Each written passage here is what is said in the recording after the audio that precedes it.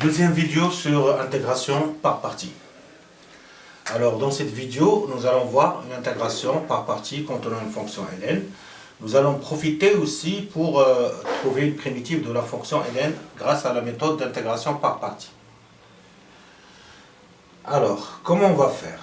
Donc, on doit choisir toujours une fonction i de t et v' de t. Donc, nous avons ici ln de t. Nous allons imaginer qu'à côté, il y a 1. 1 fois ln de t, c'est ln de t. Et donc, nous allons poser ln de t égale à u pour dériver et trouver 1 sur t. Lorsqu'on trouve 1 sur t dans l'autre intégrale, on est content parce qu'on a vu l'intégration des fonctions rationnelles. Bien sûr, on va prendre v' de t égale à 1.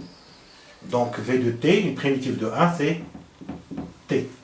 En appliquant la formule intégration par partie, on trouve i égale. Bon, je laisse les bornes jusqu'à la fin pour vous montrer aussi comment on peut trouver une primitive. Donc u de t, v' de t, le crochet, pardon. Déjà le crochet.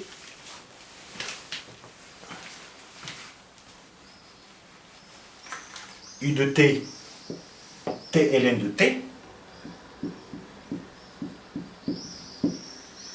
prise entre a et b, moins l'intégrale de a et b, u' de t, v de t, donc le produit des deux fonctions, 1 sur t fois t, ce qui donne 1 dt. Donc ce qui donne t ln de t entre a et b, moins l'intégrale de 1 dt entre a et b. Donc, et ça, je peux le calculer, bien sûr, si j'ai des bornes sous forme de nombres. Je n'ai qu'à remplacer, bien sûr, des nombres positifs, parce que ln de t est défini sur réactoire plus. Maintenant, pour trouver une primitive grâce à ça, je n'ai qu'à prendre ici un réel. Je vais prendre le 1.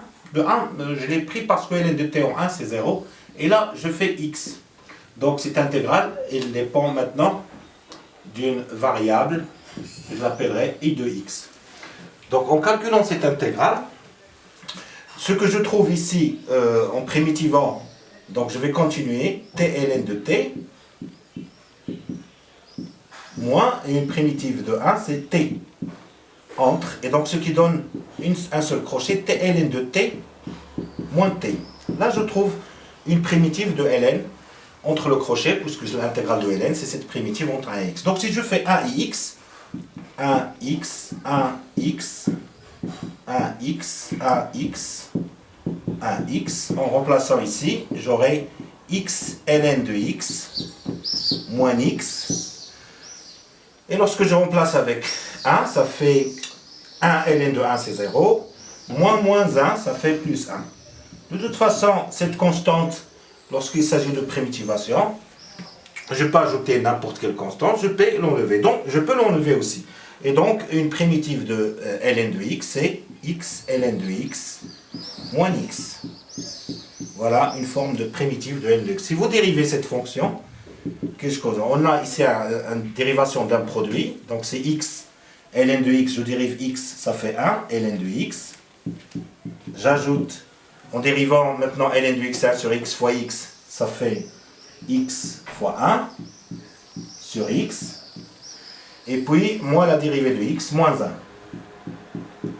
Donc, tout calcul fait, ça fait ln de x plus 1 moins 1, ce qui donne ln de x. Donc, on a bien trouvé une primitive de ln de x.